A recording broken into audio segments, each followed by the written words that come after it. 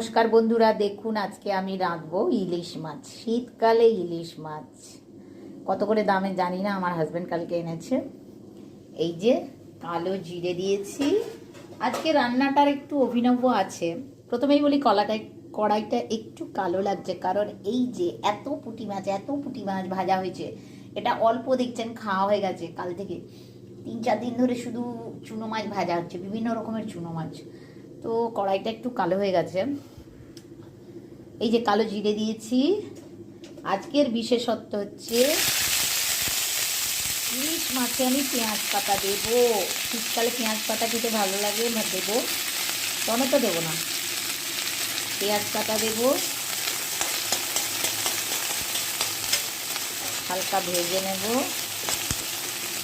আর একটা জিনিস দেখাই, ইলিশ মাছের যে তেলটা বেরিয়েছে না, এই যে শীতকালের বিভিন্ন সবজি, বরবটি, বেগুন, পেঁপে, শিম, সবগুলো একসাথে দিয়ে আলু ছাড়া ওই তেলটা একটু প্রথমে ভেজে নিয়েছিলাম, তাতেই সবজিগুলো দিয়ে মশলা দিয়ে বিভিন্ন রকমের মশলা জানেন তো, জিরে গুঁড়ো, হলুদ গুঁড়ো, ধনে গুঁড়ো, তারপরে আর একটা কী আছে, আদা বাটা, একটু পেঁয়াজ কুচি দিয়ে এই যে অল্প হলুদ দিয়েছি, দিয়ে একটা তরকারি বানাচ্ছি।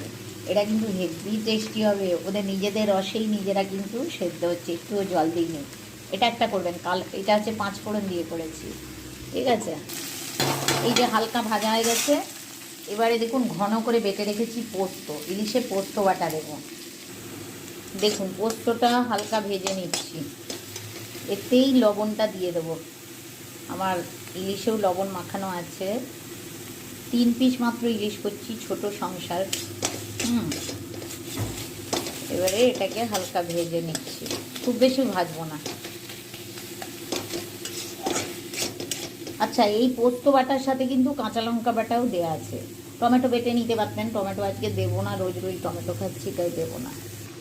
এবারে দিচ্ছি সর্ষে গুঁড়ো গোলাটা, ঠিক আছে, যেটা ভিজিয়ে রেখেছিলাম, দিয়ে দিলাম। এবারে ফুটবে খানিকক্ষণ, একটু হলুদ দেব, অল্প হলুদ দিচ্ছি। এই যে পেঁয়াজ পাতাটা দিয়েছি না, ইলিশ মাছটার হেভি টেস্ট হবে।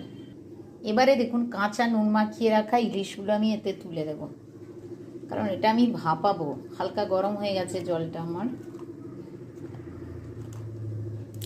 অন্য পিসগুলো ফ্রিজে রাখা আছে। এবারে এটাকে আমি ভাপাবো। তার আগে আর একটা কাজ করব। শুরুতে অল্প তেল দিয়েছিলাম, এখন অল্প সর্ষের তেল দিয়ে দিলাম। এবারে ভাপিয়ে নেব, ব্যাস টেস্টি টেস্টি রান্না হয়ে গেল। এই যে মাছের তেল দিয়ে সব সবজি দিয়ে একটা তরকারি সুন্দর হয়ে গেল। এই যে পুঁটি মাছ ভাজা রয়েছে, আর আমি মাখবো আলু মাখা।